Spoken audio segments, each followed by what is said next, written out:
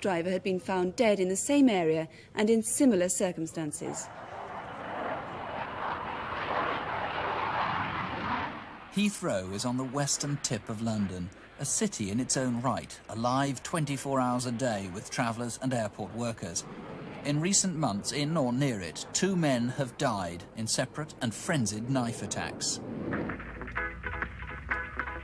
Stephen Sylvester was 39.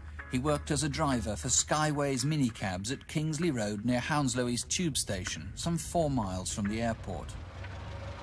It's a Wednesday night last November. Stephen usually worked overnight, and in the early hours of Thursday, the date November the 17th, he drove back to the office after taking a fare to nearby Feltham.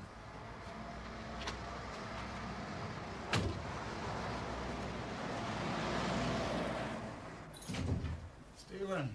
Hi. Well, things are very quiet now. You better take over. I'll see you in the morning. Oh, cool. All right. I'll see you tomorrow. Yeah, sure.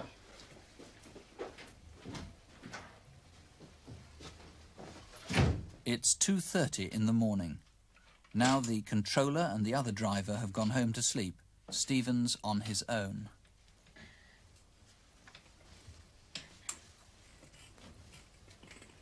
At some point between 2:30 and 3:30, Stephen must have left the office, presumably with another fare. Whether he responded to a phone call or someone visited the office is still unknown. What is known is that this was the last trip Stephen ever took alive. Where to now, Gov? Yeah, left to the next one. Hey? Turn left. At some point, Stephen got into the back seat, or was forced there, and in a frantic and bloody attack was knifed to death. With Stephen's body in the boot, the killer then took the wheel and drove the car towards the airport. Maybe he worked there. Maybe he was flying off somewhere. Why did he head towards the short-term car park at Terminal 3? Perhaps he hoped that in a crowded car park, the vehicle would not be found. The police know that he got here at 4:05 a.m. He dropped the entrance ticket on the floor of the car.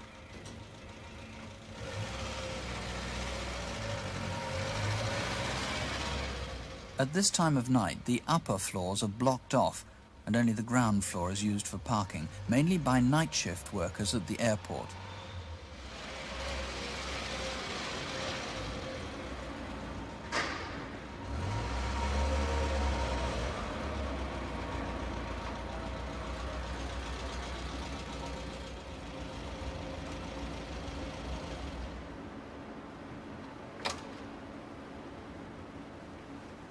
Whoever killed Stephen would have been heavily bloodstained. Someone must have seen him.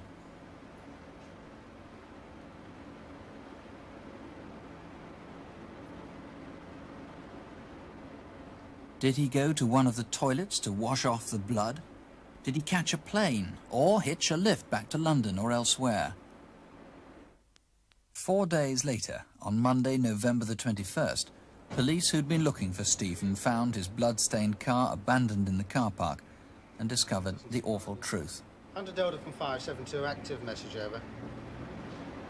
It seemed like a crazy but an isolated crime.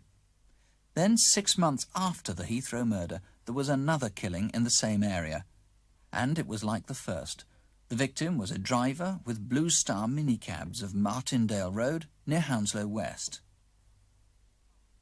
Pardeep Sanger helped out his father-in-law, driving part-time on weekday evenings. The cars there weren't equipped with radios, so after each fare the driver had to return to base. It was Friday evening, the 30th of March this year, the day before the Grand National. Pardeep had already made about a dozen journeys that night and returned to the office to wait for further calls.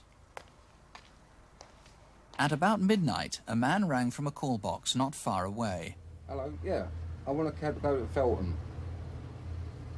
Yeah, at a phone box near some traffic lights on the Great West Road. No, the next traffic lights.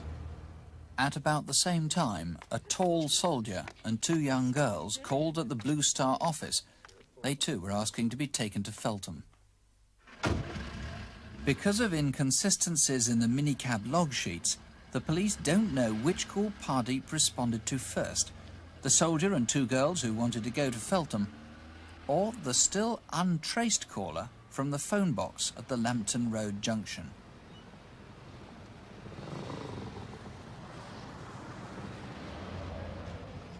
Near the phone box is the Boom Boom Wine Bar and the Heathrow Tandoori Curry House. It may be that someone who'd been eating or drinking in the area noticed the man waiting for a cab. They may even remember if Pardeep did pick him up.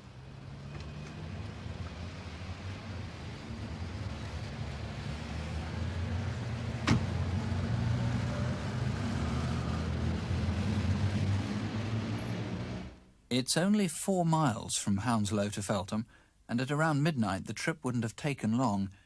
So Pardeep could have done both trips, or even picked up someone else in the Feltham area. The next thing that's known for certain took place on a slip road off the A30, close to the airport's southern perimeter fence.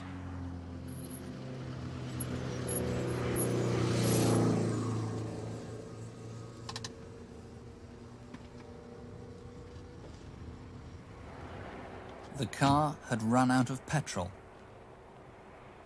The killer tried to open the boot, but couldn't. He was unable to take the keys out of the ignition.